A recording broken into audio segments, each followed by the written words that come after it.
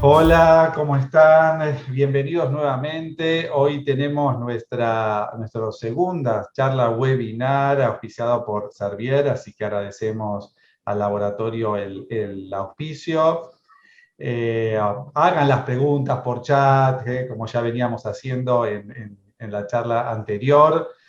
Y siempre este año vamos a hacer de la medicina basada en la evidencia a la práctica diaria. ¿Qué cosas en el consultorio van a ser de gran utilidad para que ustedes puedan aprender, adquirir, reforzar?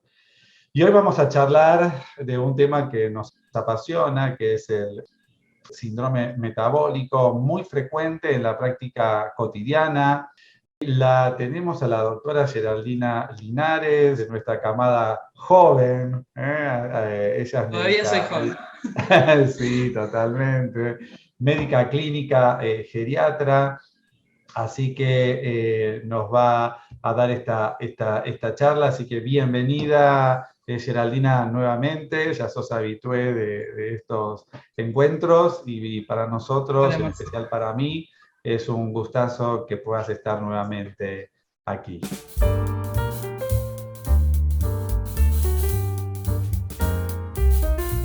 Gracias, Geraldina. Hola, Marcelo. Bueno, hola a todos. Bueno, muchas gracias por la invitación a charlar sobre este tema del síndrome metabólico. Eh, la idea, bueno, es que, como dice Marcelo, puedan hacer preguntas igual por el chat. Y bueno, vamos a charlar de este tema que está con bastante debate igual, a pesar de que hablamos mucho de los factores de riesgo, obviamente, del síndrome metabólico, pero la verdad que tenemos muchas definiciones de este síndrome, ¿no?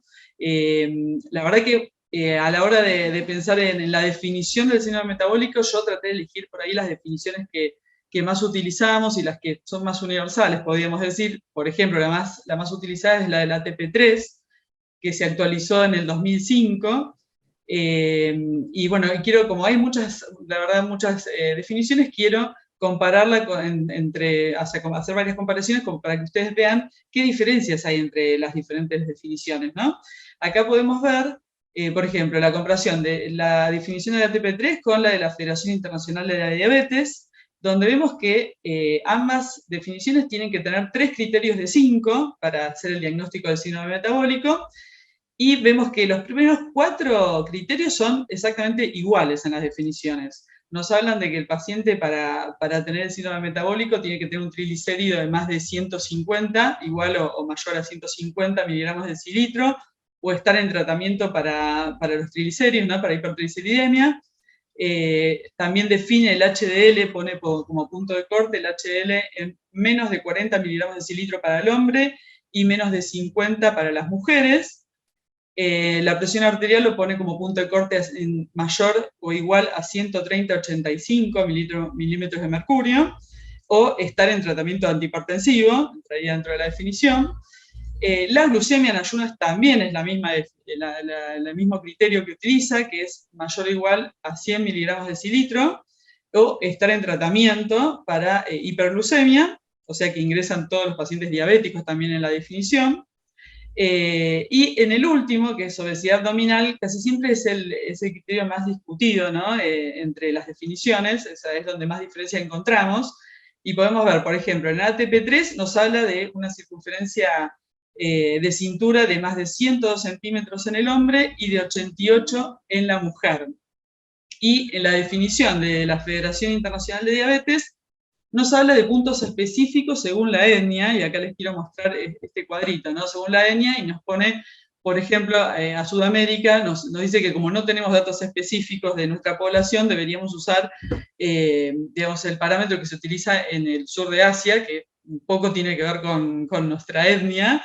Y entonces, obviamente, la definición, si uno toma en cuenta 90 centímetros en el hombre, 80 centímetros en la mujer, claramente va a haber una prevalencia mucho mayor si definimos el síndrome metabólico por la Federación Internacional de la Diabetes, ¿no? Esto les quería mostrar un poco para que vean cómo la definición por ahí varía en un solo punto, pero genera grandes diferencias, ¿no? Este único criterio que difiere va a generar grandes diferencias en la prevalencia del síndrome.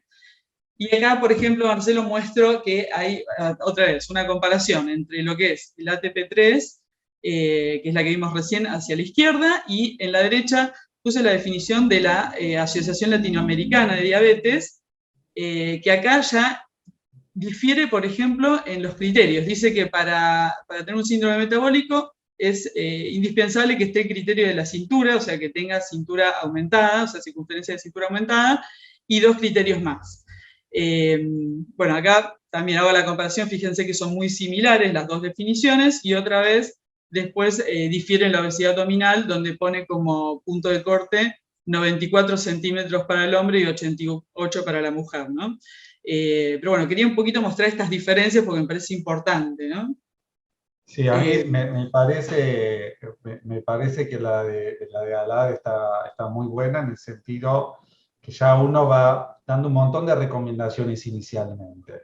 Y a veces en la práctica cotidiana vos tenés a alguien enfrente que quizás tenga ligeramente sobrepeso y un poco de pancita, y uno ya dando un montón de recomendaciones que son buenas cuando vos la pensás a mediano plazo. Es decir, mientras antes vos puedas ir Seguro. modificando tus hábitos, ya sea con la dieta o con la actividad física, bienvenido sea. Así que en ese sentido de lo cotidiano me parece que es algo muy, Y muy, tal vez muy para importante. Latinoamérica esta definición es la que me parece a mí la que podría uno utilizar con más frecuencia, digamos, y en nuestra población tal vez sería un poco más fidedigno, ¿no? O sea, eh, pero bueno, es interesante ver cómo hay diferentes definiciones, por eso inclusive la mayoría de los trabajos científicos a veces, digamos, como usan diferentes definiciones, se hace difícil, ¿no? Y se sugiere, si uno va a realizar algún tipo de trabajo científico, por ahí más utilizar la del ATP3, que es como un poquito más universal. Pero bueno, para la práctica clínica, la verdad que son muy similares las dos, ¿no? O sea, y la verdad que no es muy difícil tener una circunferencia de cintura de 94 a 88. Me parece que los pacientes que tenemos en el consultorio es algo bastante frecuente, ¿no? De hecho, cada vez que encontramos uno de estos parámetros que tiene el síndrome metabólico, uno sí o sí debería ir a buscar los demás, ¿no? O sea, si uno ya ve que tiene un poquito la circunferencia abdominal aumentada, siempre está bueno ir a ver si no tiene alguno de estos otros componentes, porque por ahí ya uno tiene el diagnóstico de síndrome metabólico, ¿no? Y un poco, Totalmente. yo digo, ¿por qué es importante, ¿no? El diagnóstico.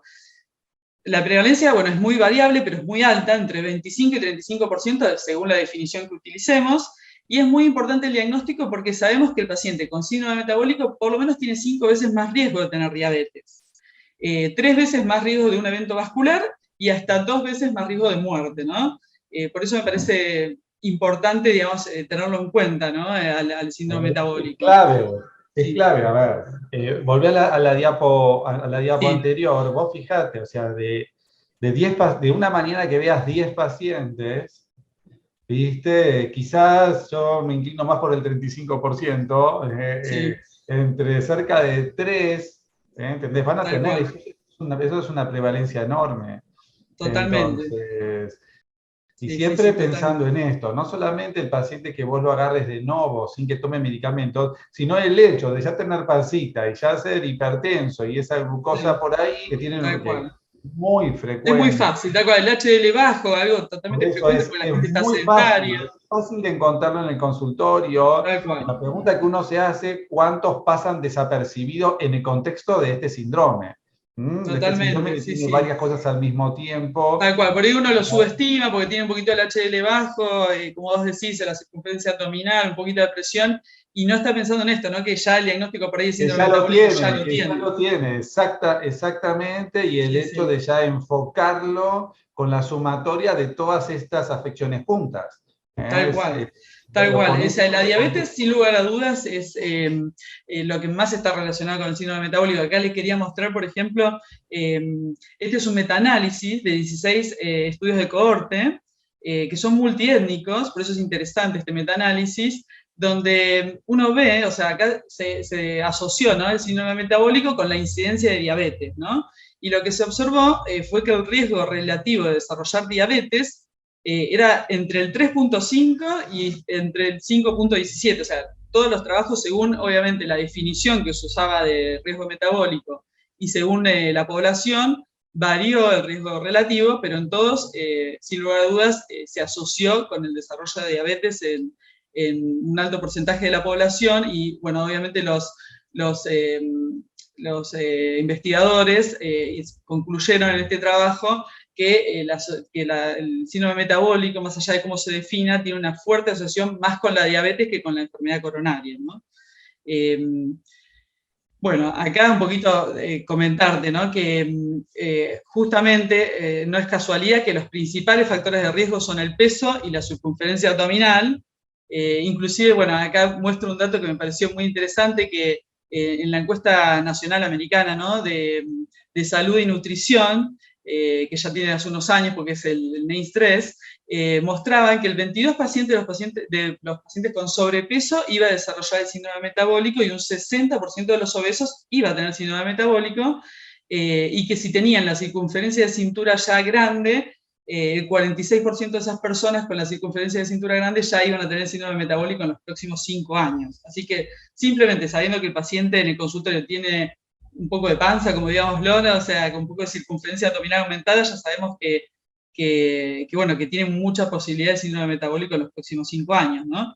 Y acá, bueno, mencionar justamente principales causas, cuando uno busca principales causas del síndrome metabólico, si bien todavía está en estudio y se cree que hay variantes genéticas que están relacionadas con el desarrollo del síndrome metabólico, porque hay variantes genéticas que están asociadas a la insulinoresistencia, ¿no? Se sabe que las principales causas son obesidad abdominal y resistencia a la insulina, ¿no? Con toda esta cascada, ¿no? Después de hiperinsulinemia, diagnóstico de diabetes, la liberación de la citocina, la difusión del endotelio y, por supuesto, como consecuencia, la enfermedad vascular, ¿no? Quería mencionarlo, digamos, porque realmente uno va a hacer principal hincapié en el tratamiento en esto, ¿no? En lo que es el peso, básicamente. Totalmente, y en lo particular, yo lo charlo mucho esto con los pacientes para que entiendan el enfoque. Quizás no les voy a hablar de las citoquinas de los adipocitos, pero sí el concepto de cómo la obesidad, la diabetes, la presión, los es más, la obesidad, digamos así, abdominal, quizás Sí, no sí, la tanto en la visceral, cadera, digamos, de qué se o trata. sea, cómo eso va a la larga a dañar y va de la mano de Sí, la sí. enfermedad vascular. Me parece que esto es importante, no menospreciar al paciente que tenemos enfrente para contarle todo y que él entienda de Bueno. por un lado la prevalencia que es muy alta y el manejo que tenemos que hacer ahora que es una etapa en principio precoz. Seguro, seguro. O sea, sobre todo esto que te digo, ¿no? De que sabemos que si tiene circunferencia abdominal, que la verdad que son muchos de nuestros pacientes, ya la probabilidad de síndrome metabólico en los próximos años es alta, ¿no? Eh, bueno, acá un poco pensar qué pedimos inicialmente. La verdad que en todas nuestras consultas, en forma diaria, estamos evaluando el riesgo metabólico en los pacientes, porque la verdad que ya al tomarle la presión y al pesarlo y hacer el índice de masa corporal, estamos evaluando, digamos, el metabolismo, o sea, el riesgo metabólico de ese paciente, ¿no? Obviamente, para el diagnóstico de síndrome metabólico, uno siempre va a hacer especial hincapié en todos los antecedentes, pero sobre todo en el hábito alimentario del paciente y en el sedentarismo, en la actividad física que tiene o no, digamos, este paciente. Y obviamente en el examen físico, como decía recién, son cosas que hacemos habitualmente, la toma de presión arterial, el índice de masa corporal. Por ahí el perímetro de cintura no es algo que hacemos de forma diaria. Acá quería un poquito recordarles que el perímetro de cintura siempre, digamos, lo evaluamos entre el reborde costal y el borde superior de la cresta ilíaca, digamos, tratamos de tomar el punto medio y medimos en ese sector el perímetro de cintura, ¿no? Es algo que, bueno, que como te digo, por ahí no lo hacemos en forma frecuente, pero bueno, a veces no hace falta porque uno no tiene mucha duda, pero algunos pacientes por ahí yo creo que si al medirle la cintura nos encontraríamos con que tienen un parámetro, digamos, del síndrome metabólico como es el perímetro de cintura, ¿no? Y bueno, y decía también en el examen físico por ahí poder buscar algunos signos indirectos, digamos, como lo que es la acantosis nígrica, de un signo indirecto de la hiperglucemia, ¿no? En los pliegues, la acantosis. Y bueno, y estudios complementarios, por supuesto que uno siempre va a enfocar en cada paciente. Sí. Discúlpame. Vos tocaste ahí en la parte de historia clínica el tema de la apnea del sueño. Acaba de salir la semana pasada Sí, en Llama un artículo muy interesante, cómo, a ver, los pacientes que tienen apnea del sueño son más gordos. O sea, la apnea del sueño en totalmente, sí sí. te hace que el hecho de dormir mal de noche sea más difícil bajar de peso. O sea, ese huevo Totalmente, la sí, sí, gallina, ¿no? sí. Porque vos decís, bueno, es más gordo, va a Sí, por tener eso más la verdad que yo volumen. no quise nombrar todos, pero No, es si uno súper ve todo lo que interesante. dice ahí, Pero es súper interesante porque sí, la historia clínica es una historia clínica donde nos toca diferentes aspectos y quizás algunos son más clásicos o más claves. sí, Pero bueno, seguro, uno lo va a ver, o seguro. pusiste acá lo Inclusive del como ovario es poliquístico, el la hígado o el hígado graso, graso, bota, tal que a cual. ¿Cuántos pacientes veces tenemos que en la ecografía vienen con el hígado graso, digamos? claro, o la ecografía se la pidieron para ver si tenía cálculos en la vesícula y te aparece con esteatosis Totalmente, hepática. Entonces, cosas que quizás en principio vos no lo tenías en mente, el tema del síndrome metabólico, y te apareció por indirectamente totalmente, algún indicio que a vos te debería abrir bien los claro, ojos, que el paciente que tenés totalmente. enfrente tiene un síndrome metabólico. Seguro, sí, sí, sí, totalmente es así, digamos, si uno mira estos antecedentes personales, la verdad que tenemos muchos, digamos, unos que son más obvios que otros, pero la verdad que a veces el hígado graso que pasa como un poco desapercibido, digamos, es un signo muy indirecto, ¿no? De síndrome metabólico, ¿no? Y bueno, obviamente que en lo que es estudios complementarios, uno siempre va a pedir lo que hacemos en la rutina, ¿no? Glucemia en ayunas, el perfil lipídico completo, en algunos pacientes que tengan glucemia ya entre 100 y 125, vamos a hacer la prueba de tolerancia oral a la glucosa o vamos a pedir hemoglobina glicosilada. Y después en cada paciente, de acuerdo a los factores de riesgo que tenga, uno obviamente va a ir a buscar también con estudios el daño de órgano blanco, ¿no? Si ya hacemos diagnóstico de hipertensión, si tiene otros factores de riesgo, ¿no? Pero bueno, la verdad que para el diagnóstico de síndrome metabólico no necesitamos mucho más de lo que hacemos habitualmente en el consultorio, ¿no? Y sí sugerimos, digamos, sí, digamos, me parece importante que también tratemos de hacer el riesgo, calcular el riesgo cardiovascular de los pacientes a 10 años, porque también nos puede sorprender muchas veces, pensamos que por ahí ese paciente no necesita un tratamiento con estatinas y cuando uno hace el cálculo con una calculadora como la de Framingham, por ejemplo, uno se encuentra con que ese paciente tiene un riesgo cardiovascular aumentado en los próximos 10 años, ¿no? Eh, Creo que la evaluación inicial es casi algo que hacemos de rutina y incluye todo esto, ¿no? Bueno, acá, bueno, el tema de cómo lo trato, la verdad que, bueno, ya en el 2001 hubo varias sociedades médicas americanas, todas, que se pusieron de acuerdo en decir que, obviamente, que algo bastante obvio, que hay que tratar las causas subyacentes modificando, o sea, en forma agresiva el estilo de vida, ¿no? O sea, esto sería como el pilar, digamos, ¿no? El control del peso y el aumento de la actividad física, ¿no? Y por supuesto que los que no logren controlar los factores de riesgo deberíamos dar un tratamiento farmacológico, ¿no? O sea, la verdad que las dos recomendaciones no eran nada del otro mundo, pero bueno, estas fueron las recomendaciones que hicieron las sociedades y hablaron de algunos objetivos que, digamos, bueno, que hablaban de que, por ejemplo, un paciente con obesidad abdominal, unos con el diagnóstico ya del síndrome metabólico, deberíamos buscar como objetivo que baje entre un 7 y un 10% de peso, que bueno, realice actividad física al menos 30 minutos por día, al menos 5 veces por semana, una actividad moderada, aeróbica, que por supuesto realice una dieta baja en grasas saturadas. Después, por ejemplo, en lo que era objetivos de dislipidemia, siempre el primer objetivo es el LDL, que obviamente vamos a buscar el objetivo, digamos, el valor objetivo de acuerdo al riesgo que tenga. Si el paciente tiene alto riesgo, moderado riesgo, bajo riesgo, vamos a decir cuál es el objetivo de cada paciente. Como secundario nos dice que tendríamos que buscar una meta del colesterol no HDL y ya como terciario la meta del HDL, aumentar el HDL con ejercicio también y reducción de peso, ¿no? Y la dieta, ¿no? Después, bueno, en cuanto a la presión, ponen como objetivo por debajo de 140-90 y en pacientes diabéticos por debajo de 130-80. La glucosa en ayunas alterada, recomendar ejercicio y pérdida de peso. Y en la diabetes, el que ya tiene el diagnóstico de diabetes, buscar que el paciente llegue a una hemoglobina glicosilada por debajo de 7, ¿no? Y hay algo que me parece importante quizás recalcar. A ver, siempre cuando hablamos de la actividad física, de los 30 minutos y eso, ¿viste? Cada vez más hay trabajos en cuanto a qué tipo de actividad física. A veces el Sí, hecho de que sea, entre comillas, un poquito más vigorosa, ¿no? O sea, que solamente caminar. O sea, entrar un poquito en el contexto que el paciente se pueda. A veces en la práctica cotidiana, yo lo que les trato de recomendar es que las van a sí, caminar afuera. Si vos tenés y viven en una ciudad como la de Buenos Aires, y van 5 veces a la semana, está bien, fenómeno, pero hubo una semana de 2 o 3 veces que llovió, es complicado. Entonces, ese día sí, no fueron a caminar, después tienen el cumpleaños de la nieta, después tienen... Que si se pueden sí, mentalizar de ir los 7 días a la semana sería lo ideal, porque como nunca van a ir los 7 días y van a ir 5 totalmente. Sí, eventualmente, sí, sí. y el día que te cae, vos ya lo tenés estructurado, que ese día no vas a,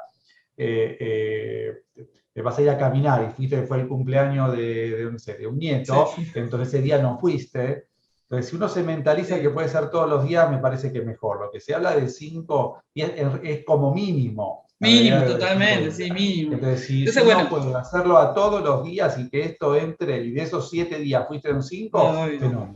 Lo que estás diciendo, Otro, obviamente, Marcelo, es lo ideal. Lo que pasa es que, bueno, sabemos que también los pacientes con síndrome metabólico son bastante difíciles, ¿no? Ya, o sea, no suelen ser pacientes deportistas, que les guste mucho la eh, actividad física. eh, lo que vos decís es clave. A mí me parecen dos cosas para esas cuestiones. Una cosa es cuando uno ya tiene el problema y esto es parte de la estrategia terapéutica. Entonces eso, si vos decís esto es parte del tratamiento como si fuese una pastilla. Entonces, Yo se los además, digo, es así, totalmente. vos lo haces para prevenir. Acá ya lo tiene. Entonces, esto Tal es cual. parte de la estrategia. Segundo, es muy difícil que vos puedas convencer a alguien a hacer algo que vos no haces.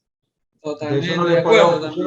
yo acá pongo el siguiente ejemplo, yo no le puedo decir a alguien que va a tomar una pastillita y le va a crecer el pelo seguro si yo soy pelado, ¿entendés? Claro. Entonces no me va a creer. Entonces, esto No, sí, sí, pasa porque uno estar convencido y para estar convencido lo tenés que hacer. Entonces la totalmente. posibilidad de éxito en cuanto a A la tu práctica, digamos, sí, ensayo, sí, a tu sí. práctica Es es que clave. empiecen en casa, total. Sí, Clave. El otro punto que dentro de los cambios del estilo de vida, que cada vez se habla más, es el tema del estrés.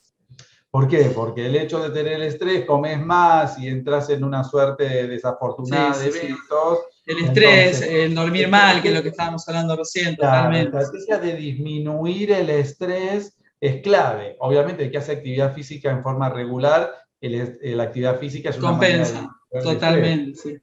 Pero bueno, Exactamente.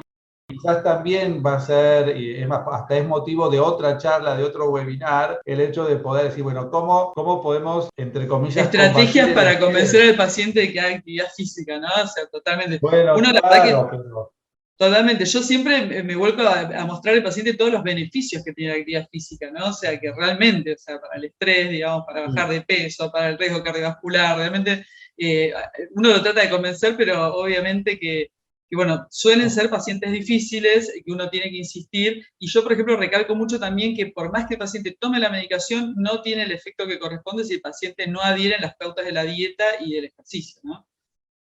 Bueno, salió otro artículo la semana pasada que me pareció súper interesante, vinculado con mindfulness. El tema Ah, de está la buenísimo. atención, poner la atención plena en la actividad que vos haces, también mejoraba el tema de la diabetes. O sea, Claro, el hecho de poder también vincularlo indirectamente también con el estrés y todo eso, baja tu voracidad dietética, si me claro. permiten el término. Pero bueno, Sí, me sí. parece que el tema del estrés y más en la vida que llevamos cotidiana es un punto también Totalmente. a destacar. Sí, la verdad que sí, sí, o sea, la verdad que uno, por eso te digo, es algo, digamos, todo esto que estamos hablando tiene que ver con nuestra práctica diaria, bueno, con lo que nos pasa a nosotros también, obviamente, pero son muchos puntos a abarcar.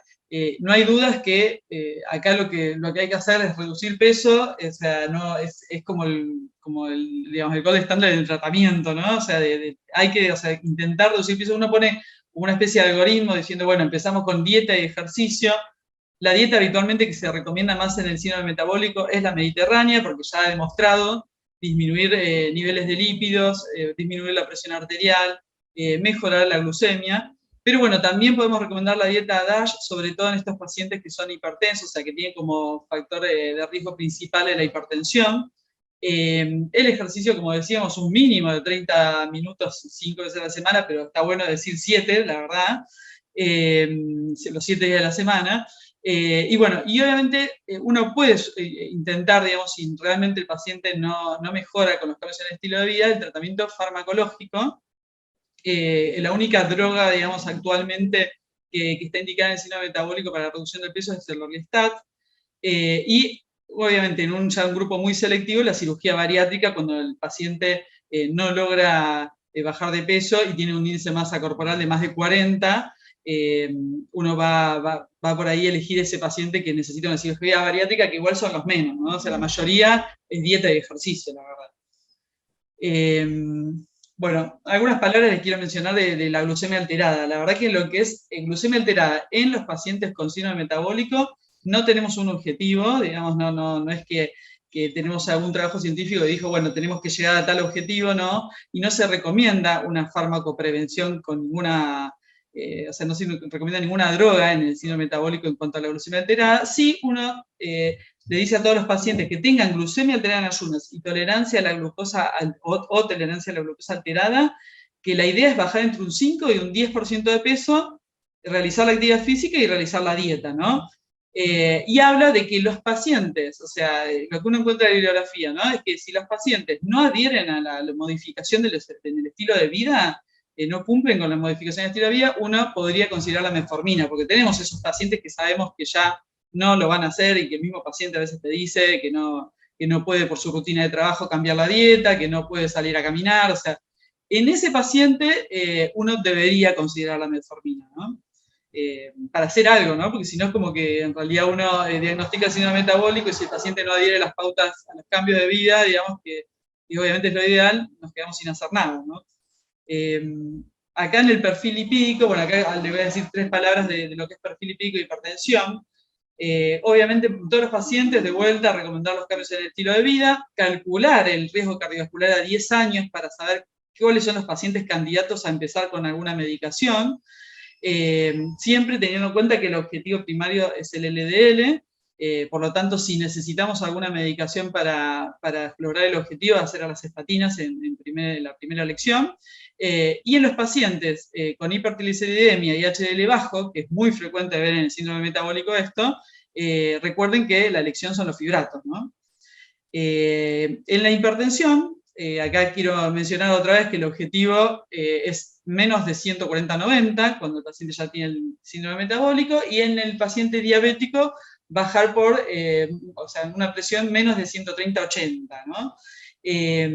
Y si bien está muy discutido con qué droga iniciar o cómo iniciaría uno el tratamiento antihipertensivo en el síndrome metabólico, se sabe que los IECA y los ARA2 son drogas que podrían reducir la resistencia a la insulina. Y bueno, hoy sabemos que también es mejor por ahí empezar una combinación de drogas para el tratamiento de la hipertensión en bajas dosis, en vez de empezar con una sola droga en altas dosis. Tratamos siempre de empezar con una terapia combinada. Y acá sería de elección, por ejemplo, esto que digo, ¿no? Hacer un IECA o un ARA como el perindopril con indapamida o el perindopril con amlodipina, o el losartán hidroclorotiazida, o sea, combinar 2 drogas en bajas dosis, tratando siempre de que haya un ARA y un IECA, ¿no? Sí, O un siempre IECA. uno trata en ese paciente principalmente más robusto. Y que es en el que es más frágil y todo eso, quizás uno es más papista que el papa, necesito empezar con Sí, dosis muy bajitas, chiquititas de una sola y vamos subiendo. Sí, tal cual, Se esto es va como más tomando... general, tal vez no tan geriátrico, no Claro, pinta tanto a los geriátricos. Los geriátricos siempre, la verdad que es verdad claro, que empezamos con exactamente. una. Exactamente, hasta que eventualmente llegas a una dosis de mantenimiento y quizás ahí, una vez que ya sabes cuál es la dosis que tolera bien y Tal que cual, llega a cómo la lo dosis que maneja. vos estás buscando, la combinación de dos en una pastillita, eso hace más Sí, fácil eventualmente la totalmente. Yo acá toma. un poco, sí, puse más lo que es la recomendación para la población adulta, digamos, ¿no? Pero para lo que es el adulto mayor, uno la verdad que sí, como decís vos, Marcelo, uno siempre prefiere empezar con una sola droga en dosis bajas, ¿no? Nos da más seguridad a nosotros y al paciente también. Bueno, acá, bueno, un poco las conclusiones de cuando uno revisa toda la bibliografía del síndrome metabólico, es que tenemos varias definiciones que la mayoría difieren, sobre todo en lo que es obesidad abdominal, y bueno, que o sea, los cambios en las definiciones pueden cambiar mucho la prevalencia, Acá, bueno, menciono la del ETP3, que es la que más se utiliza en los trabajos científicos, por eso puse ahí los criterios. Tener en cuenta que, como dije en la charla, el síndrome metabólico es un factor de riesgo para el desarrollo de la diabetes tipo 2, sobre todo, también para la enfermedad vascular, pero sobre todo para la diabetes. Y que los principales factores de riesgo son el peso y la circunferencia abdominal, el sobrepeso, la obesidad y la circunferencia abdominal, la presencia de un componente de un criterio de este síndrome debería hacer que nosotros busquemos el resto para ver si llegamos al diagnóstico, y por supuesto que la modificación agresiva del estilo de vida es el principal tratamiento y uno puede recurrir a estas drogas en el caso que lo requiera, digamos. Acá, digamos, repasamos la obesidad del Orlistat, en la alteración de la glucemia a la metformina, en la hipertensión por ahí combinaciones en bajas dosis, y como pirindopil, indapamida, los sartanhidroclorotiazida, y bueno, en la dislipidemia ver qué perfil lipídico tiene el paciente como para elegir si conviene más estatinas o fibratos, ¿no? Pero bueno, esto es un poquito un resumen, ¿no? de lo que es el síndrome metabólico hoy, digamos, lo que hay, digamos, escrito sobre este tema, ¿no? Perfecto, Acá, perfecto. bueno, acá un poquito la bibliografía que utilicé. Les quiero, bueno, quiero aprovechar acá para comentar que en el mes de abril y de mayo va a haber un curso de posgrado virtual que es sobre enfermedad vascular en adulto mayor y que justamente vamos a tratar todos estos temas, o sea, los factores de riesgo vasculares, pero ya con un enfoque mucho más geriátrico, con la evidencia que hay en la población adulta mayor, ¿no? Que siempre es menos la evidencia, ¿no? Perfecto. Siempre, siempre tengamos presente de saber en el lugar donde nosotros trabajamos, en el medio que trabajamos, a ver quién nos puede ayudar en esto. Si hay actividades de actividad física, si hay actividad, no sé, de tai chi, si hay talleres para mejorar el tema de la alimentación. Y siempre saber con quién contar de los especialistas del grupo que trabaja en el lugar de trabajo de cada uno de nosotros, quiénes son más propensos y que tienen más paciencia en el contexto, por ejemplo, del adulto mayor, en cuanto a los nutricionistas, o sea, a quién uno derivar también es importante, ¿viste? Porque uno utiliza Sí, mucho tiempo en la seguro. consulta en incentivar a los Sí. pacientes y No, obviamente uno totalmente. Está bueno conectarlo con algún especialista porque nos ayuda a reforzar todo eso y eso que vos decías, ¿no? No es lo mismo ayude decirle, vaya a exactamente. caminar, que vaya a hablar con el profesor del grupo de caminantes a tal plaza, digamos. Es diferente, ¿no? O sea, es como que uno lo conecta ya con alguien más que uno que sigue, nada, ayudando. Esto es, sin lugar a dudas, es un trabajo mucho más interdisciplinario, ¿no? O sea, realmente necesitamos... Totalmente. Fíjense, entren en el Instagram nuestro de geriatría.iva, donde hay algunos videos de ejercicios para poder hacer de diferentes complejidades. Hay muchos tips que pueden ayudar a la hora de encarar de una manera general este tema. Bueno, hagan las preguntas, por favor, por YouTube, en el chat de YouTube. Nosotros las vamos a ir contestando por ahí y vamos a ir también mandando las preguntas a través de un link que está vinculado con un Gmail, para que después puedan tener los certificados.